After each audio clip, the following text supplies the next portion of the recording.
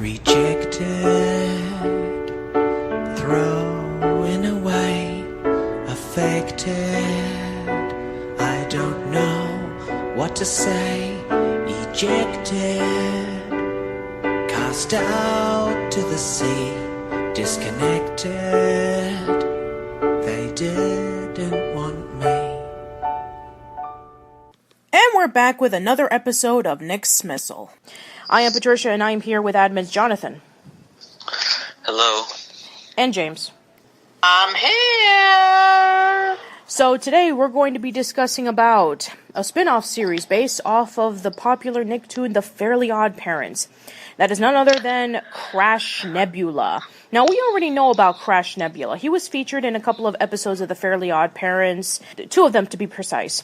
One episode involves with the introduction of Mark Chang, the alien from planet Yugopotamia, and the second one which involved with the episode in which Chester and AJ were arguing about who was better, the Crimson Chin or Crash Nebula. Butch Hartman did an episode of The Fairly Oddparents that featured the origins of Crash Nebula.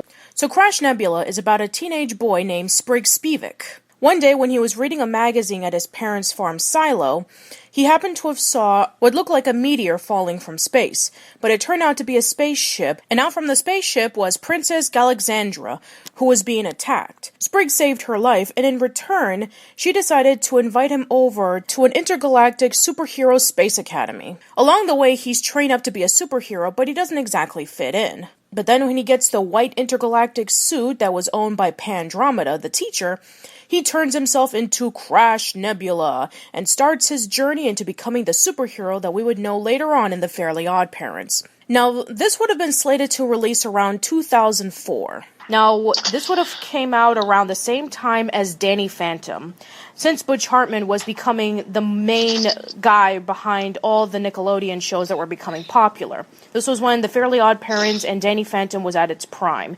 Butch Hartman and his company Billion Ford, we can safely say that it has become the 2000s version of Klasky Csupo, during the time in which they were going really downhill quickly, with the popularity loss of Rugrats and almost every single show being over at that point.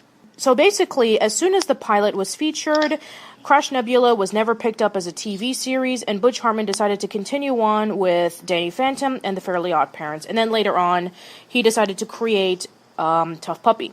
So we're going to be discussing about the pilot of Crash Nebula. So what did you guys think of it? I actually thought it was pretty good and it had a lot of potential. I didn't even know it was a pilot for a TV series until I looked it up on the internet. I thought it was just an episode to just showcase what an episode of Crash Nebula is like. It was pretty good. It's sad that it didn't get picked up. How about you, Jonathan? I didn't really see the whole thing, but I saw enough to say that it was actually pretty good.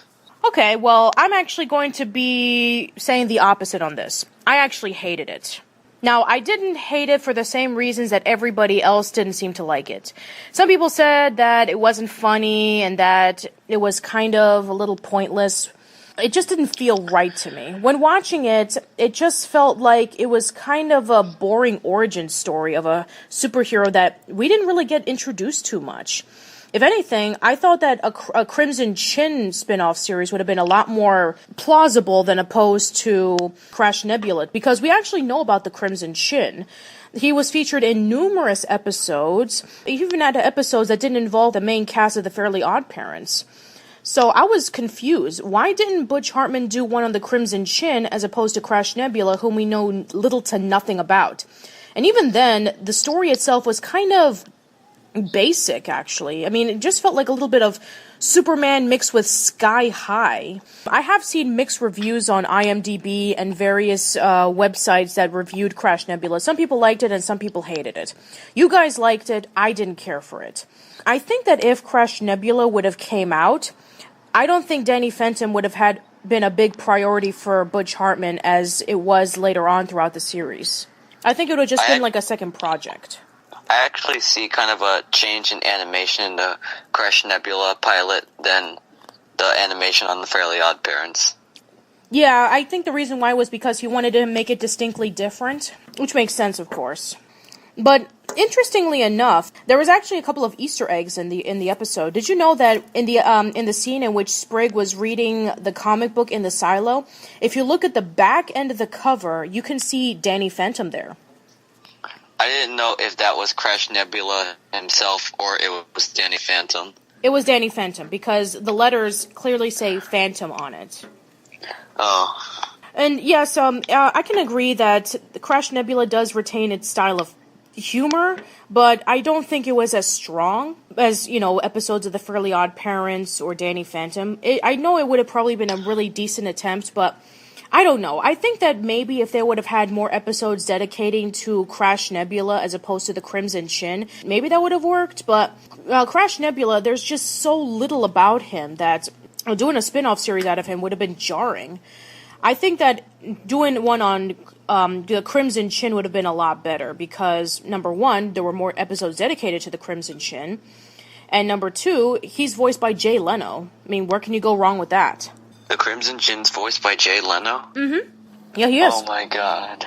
I know. I just blew your mind. I had no idea. It's true. How do you think Crash Nebula would hold up in 2014?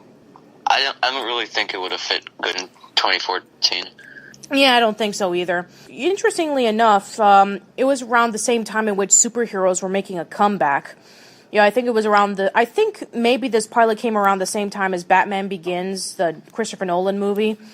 And maybe it was trying to build up the same thing of having an origin story based off of a character that we rarely know about. But the origin story itself is really not that interesting. In fact, it just feels more like an episode of the Fairly Oddparents more than a Crash Nebula episode. I think if it would have been a little bit more serious, then, or maybe if Sprig Spivak was a lot older, maybe it would have been interesting. Because we already had a teenage superhero with Danny Phantom, and I think that was built up a lot better because you see Danny progress from being just a regular teenager to a superhero. He doesn't know how to handle his powers, he's still struggling to fight off the villains, and then as the seasons progress, he actually becomes a much more competent superhero. And I think that Danny was a very likable character. Sprig, on the other hand, he's very clumsy, he's kind of a doof. He's supposed to be portrayed as like this dorky guy from planet Earth, and we've already seen this dorky guy a lot of times in comic book movies and in comic books in general. You know, Peter Parker is a big example on that. Sprig just doesn't have the same charm as Peter Parker. I would have really much preferred if there was a spin-off series of the Crimson Chin. Alright, well, I think that should be it for this episode. Tune in next time as we talk about a very infamous Nicktoon that almost came out but was rejected due to having a female protagonist. So until then, we will see you in the next one, so bye-bye. Bye. And I got rejected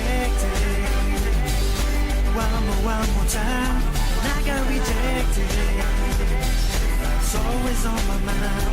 And I got rejected one more time.